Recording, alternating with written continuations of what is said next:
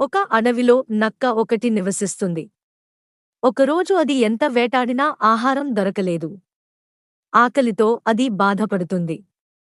ఆకలి బాధను తీర్చుకోవడానికి ఏదో ఒకటి తినాలని వెతకసాగింది.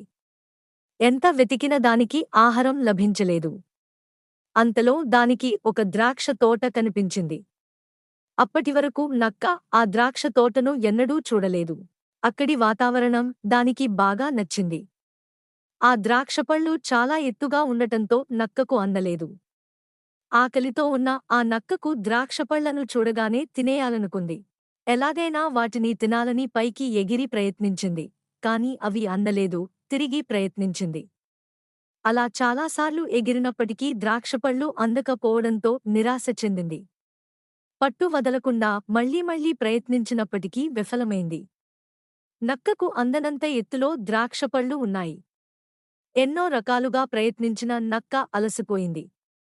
దాని శరీరంలోని శక్తి అంతా నశించింది. దాంతో ద్రాక్షపళ్ల కోసం ఎగిరే ప్రయత్నాన్ని విరమించుకుంది.